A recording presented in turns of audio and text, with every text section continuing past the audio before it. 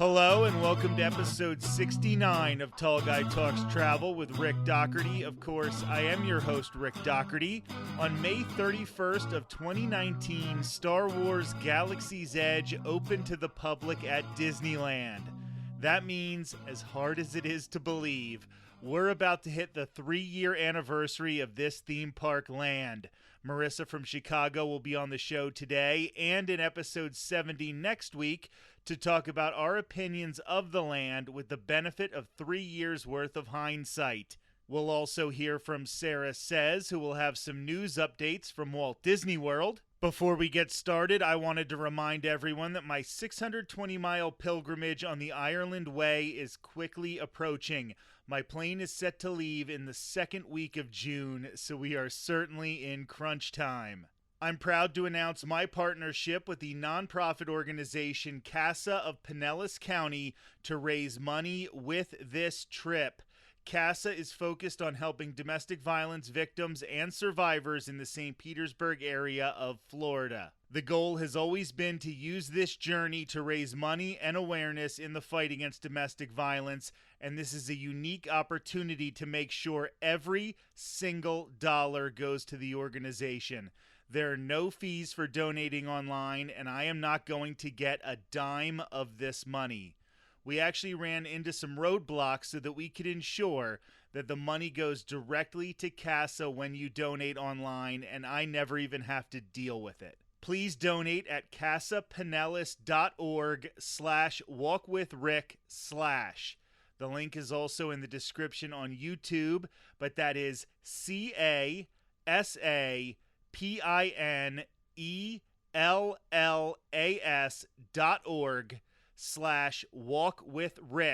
casapinellas.org/walkwithrick/. This upcoming Monday, I'll be starting a 2-day training hike on the Pinellas Trail. Over the course of the 2 days, I will go over 40 miles. Then, on June 2nd, I'm going to be throwing out the ceremonial first pitch at a Clearwater Threshers minor league baseball game as a way to drum up local support. We are really going all in on this. We have never made any money for ourselves off of this podcast. This has actually cost me a significant amount of money, but we have also never asked for money. It is a labor of love. It's fun, and I have certainly developed some of the most outstanding friendships of my life from doing it. All we are asking right now is that you help some people who are truly trying their hardest to make it on their own. These are some of the bravest people you will ever meet. casapinellas.org/walkwithrick/.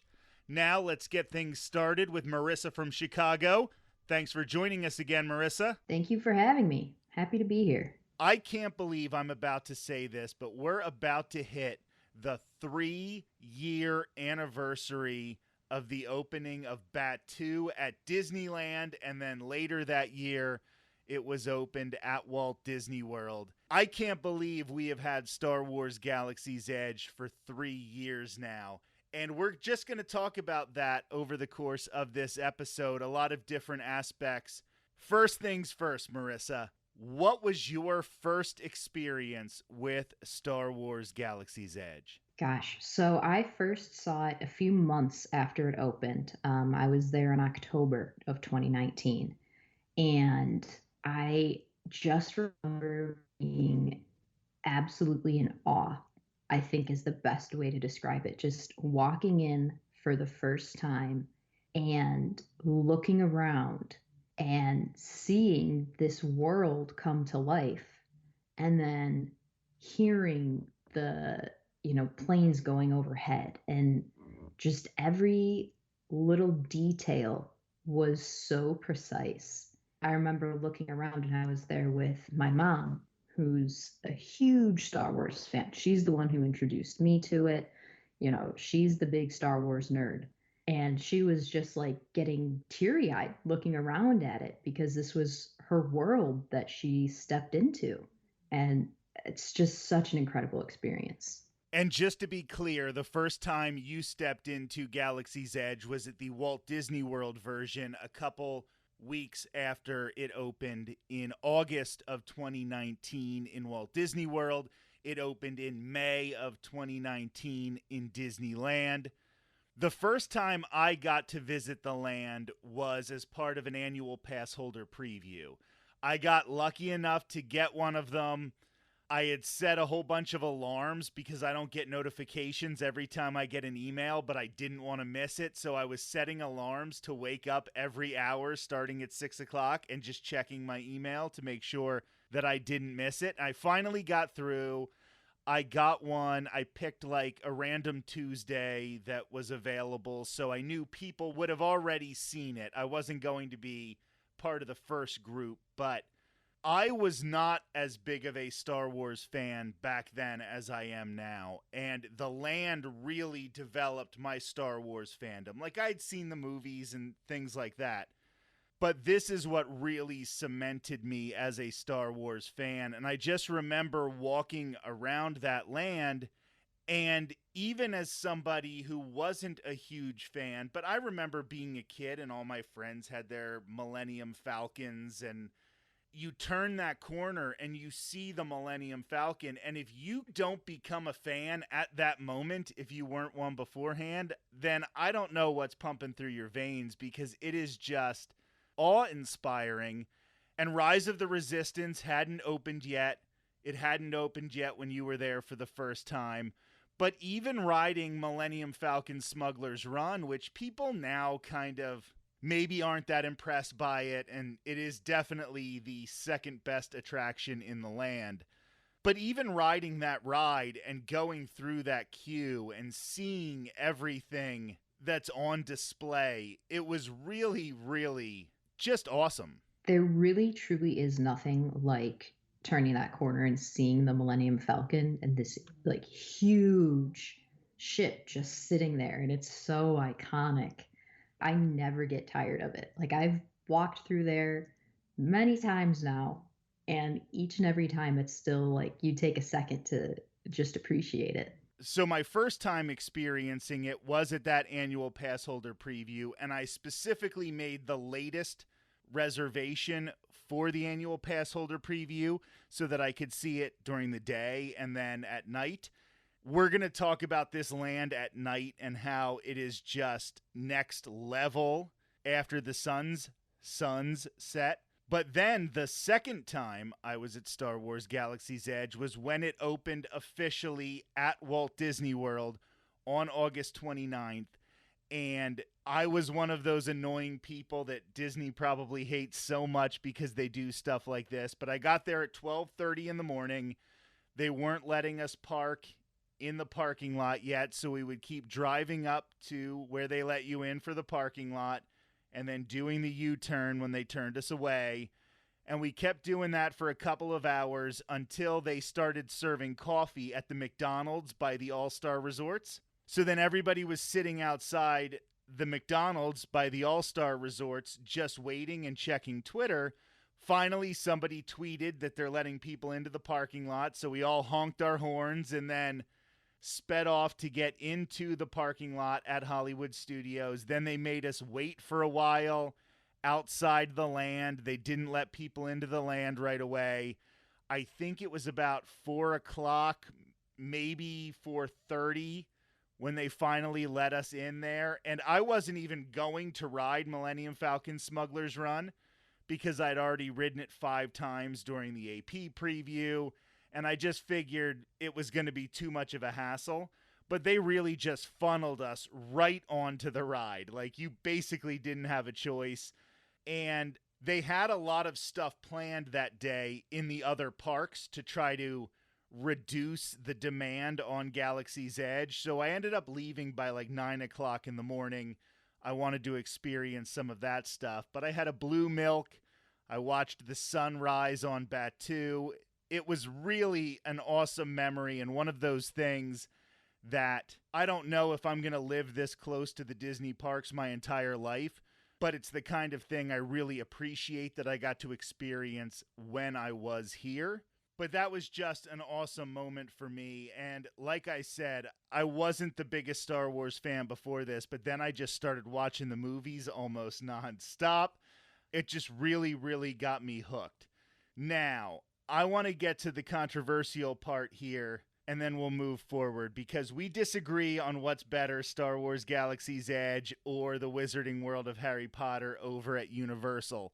But why don't we talk a little bit, not necessarily about which one is better, but the different approaches that they take. Star Wars Galaxy's Edge takes place on Batuu, which is a planet that's not seen in any of the movies. It was essentially created, it is part of canon, but it was created for this land. Whereas the Wizarding World of Harry Potter tries to recreate these things that you did see in the movie.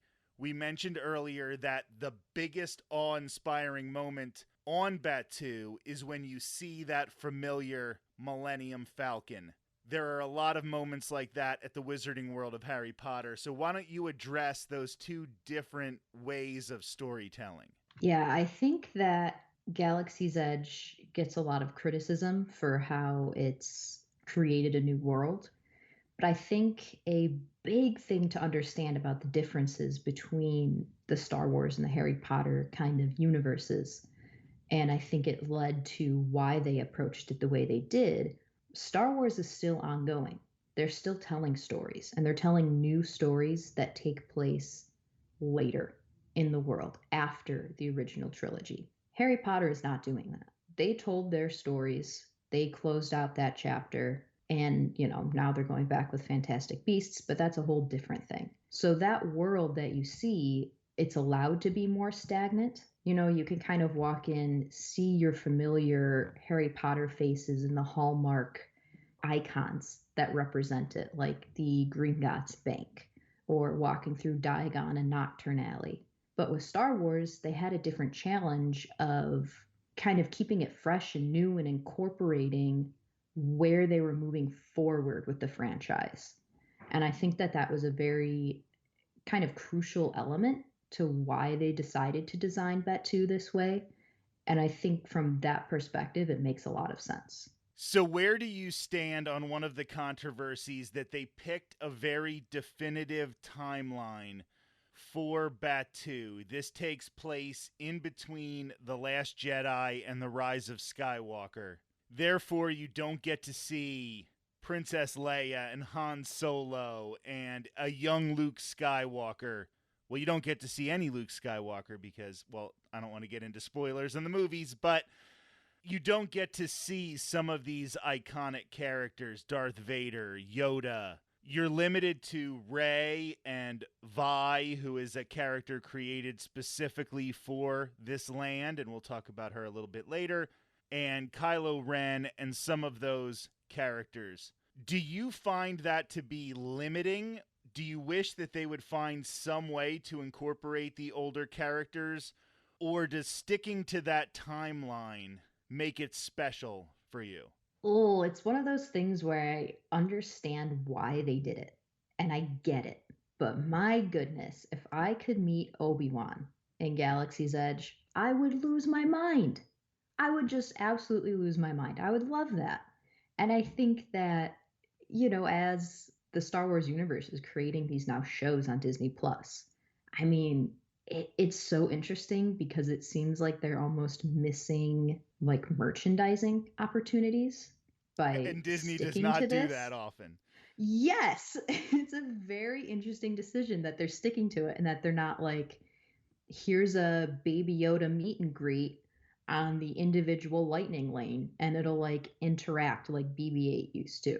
I just think that that's a very interesting choice. I'd love to see them expand it, but I feel almost like they're digging in their heels a little bit now and they're like, no, we made this decision and we're sticking to it and it was the right choice. So I don't know if we ever will see them expand it. I'd love to be wrong on that though. Obviously, I have a podcast that is focused mainly on theme parks, so I am a theme park nerd. And I understand why they made that decision, and I love the decision. I love that you can go into Star Wars Galaxy's Edge and have it be immersive and have there be a story that they're telling. Now, with that being said, I understand that 95% of guests don't care about that. And while I kind of hope that they do keep the timeline around, I think there are times where they could play with it a little. I think that there are ways that they could do things where we still get to see some of those characters. Like, for example, Star Wars Launch Bay closed with the parks in March of 2020 and then did not come back with things like the Darth Vader meet and greet, some of the other not in universe meet and greet opportunities and experiences. Also, there was the Galaxy Far, Far Away show that used to take place in Disney's Hollywood Studios.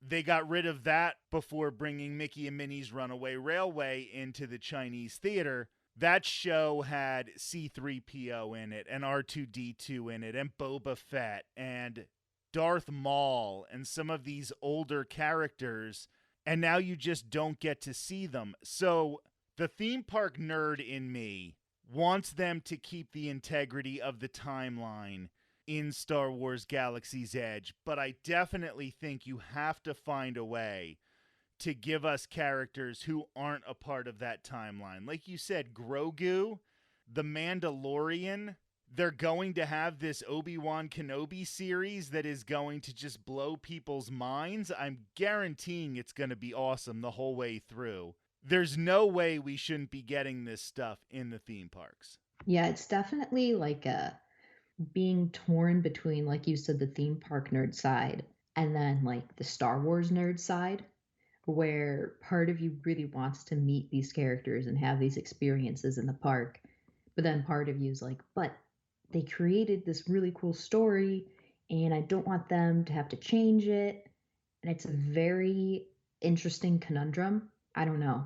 Even if they like really committed to shtick and were like, you can meet their Force ghosts, I'd be down. If they were like, here's Luke and Anakin and Obi-Wan's Force ghosts. Okay, sure. That's fine. And then one of the ways that they tried to rectify this was to create a new character we mentioned a little earlier, Vi. And I love that they tried to do this. They created this character specific to the land. There is a book that you can buy and read that explains her character more. But like I said, 95% of guests have no idea who this Vi character is, and they're not going to read the book just to visit a theme park land. Maybe they meet Vi and then they buy the book and then they read it and understand who she is later. But I don't think that helps guests when they are experiencing this for the first time. I really wish they had developed her a lot more. And then there's Hondo Ohnaka, who is a major part of Millennium Falcon Smuggler's Run, the ride in Star Wars Galaxy's Edge. While he is a part of Star Wars lore, he's not in the main movies, so most people don't know Hondo Ohnaka, and they might only be introduced to him from this ride, and it would just be cool to get a few more characters that everybody knows. Honestly, I would love if Disney did a limited TV series featuring these characters. It would be such a good way to introduce their backstories, get the people to care about them. It would introduce them to a broader audience, and then it would bring in other characters that they could feature in the land. Again, there's a merchandising opportunity. People would care about them. I would love to see that come to fruition. That is such a great idea. It kind of reminds me over at Avengers Campus in Disney's California Adventure when they had the Loki show running on Disney Plus, and the character meet and greet that was happening in the land, his outfit changed based on the episode that was running that week. They could literally introduce new characters that were just in the episode that debuted earlier that morning. That's such a good idea, and I can't believe they're missing all of these opportunities. And Disney, if you steal that one, at least hire Marissa. Yeah, just give me some royalties. I'll be happy with that. That is a really good idea, and I'm kind of so blown away by it that I lost track for a very quick second of where I wanted to go next. But that is in December of 2019 on Walt Disney's birthday, December 5th, 2019, at Disney's Hollywood Studios in Walt Disney World. They finally completed the land by opening Star Wars Rise of the Resistance. I did it the first day it opened, of course. Got there once again at like 4 o'clock in the morning. It was only then that I discovered what boarding groups were and the different way to get onto this ride. They broke the news to us while we were waiting in line to get into the park, and I had a very old cell phone, so I didn't get a very good boarding group. I mean, I got 26, but when you consider there were only like 200 people there that early, that probably wasn't the best I could have done. Like, a lot of people, they fixed this glitch later that day, but a lot of people got such an early boarding group that they got onto the ride, off of the ride, and they were able to make another boarding group for later in the day. I did not have that opportunity. But what was your first experience with Star Wars Rise of the Resistance? Did you have an easy time getting a boarding group? Did you have a hard time? Did you maybe not get to do it the first day you tried to do it? So I didn't get to ride it until February of 2020. And by that point, I was traveling with my cousin who had been through the boarding group experience a couple times. So I was just like, you do it. You know what you're doing. You know exactly where you're clicking. You go for it. And we got to Hollywood Studios early and did nothing but scoped out a little alcove as far away from other people as we could find so that we would have hopefully uninterrupted cell service. And my cousin actually got us boarding group 9, which was Wow. insane. So we got to just basically go right on when the park opened. And holy cow, was that ride so much more than I thought it was going to be. It's just indescribable. And it was really funny because, my cousin had ridden it a couple times at this point. And so she basically spent the whole ride watching me. And we got off and she's like, "Oh my gosh, I wish you could have seen your face, just how impressed you looked at everything." She's like, "Your jaw was dropped the whole time." I was like, "Yes, it was. It was just amazing, beyond amazing." I am so glad you brought up that point. First of all, I want to say I know Marissa's cousin, and she is a hoot, by the way. But I am so glad you brought that up, Marissa, because that has been my favorite experience with Star Wars Rise of the Resistance. The first time I did it, I absolutely loved it. The next 10 times I did it probably were all with people who were doing it for the first time because, like Marissa said with her cousin, once you know how to get a boarding group, you become the most popular person in your group of friends because everybody wants to go with you because you know how to get the boarding groups. And for anybody who doesn't pay attention as much as we pay attention, they don't do boarding groups anymore, so don't worry about what we're talking about here. But it was just a way to get a spot on the ride, almost like a fast pass, but you had to get it that morning, and it was a whole thing. So the next few times I did it, I was mainly watching the person who was with me. We have a mutual friend from Twitter, Ken, and he came down. We rode it on Christmas Eve morning.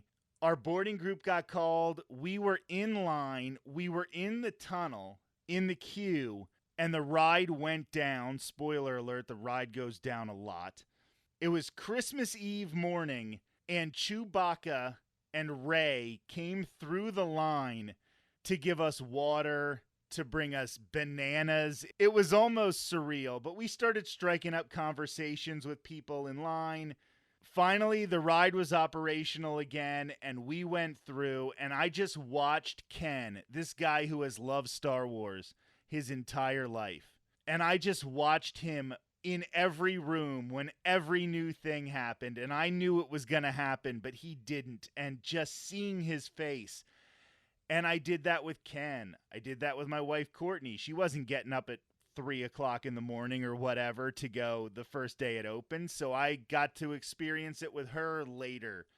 Sarah says she experienced it for the first time with us over in Disneyland, and just getting the chance to see people ride this ride for the first time is one of my favorite things to do at Walt Disney World or Disneyland. Speaking of going with Sarah, that was fun too, because her first time experiencing Star Wars Galaxy's Edge was the Disneyland version, which I wasn't quite as familiar with it, but I knew the storyline.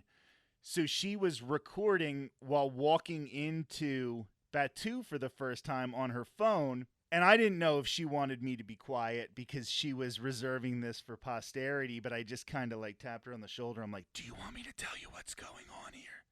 And she's like, yeah. So I'm like, okay, if you walk in towards where Rise of the Resistance is located, you're walking into the Resistance Forest. And this is supposed to be the more rural area of the planet of Batuu. Why that's important is because it's easier for a rebel resistance group to hold on to land that's not in a big city. So this is where you're more likely to see Chewbacca and Rey just kind of working on fixing the X-Wing. This is where you're going to see the X-Wing and the A-Wing.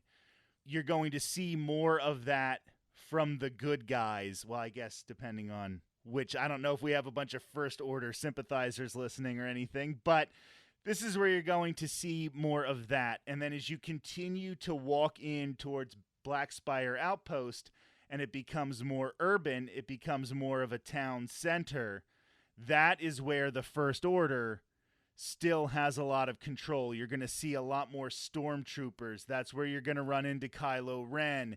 If you see Rey, if you see Vi, if you see Chewbacca, they're going to be kind of trying to hide, trying to get people not to find them. That is one of those things that I think people might miss, might not understand exactly what's happening, but it's definitely one of my favorite parts of the land. Yeah, I just think it's so cool how they were able to create this world where you've got this little like forest area and the city area. It's just such a neat, I don't know, it's just Imagineering at some of its finest, I think. They did such a great job. We'll continue this conversation with Marissa from Chicago next week, including a very detailed discussion of Ronto Roasters, the very popular quick service dining location in Star Wars Galaxy's Edge. Right now, we're going to turn things over to Sarah Says with some Walt Disney World news. Thanks, Rick. There was a lot of news surrounding Walt Disney World announced last week. 2023 packages for Walt Disney World will be available starting on June 8th.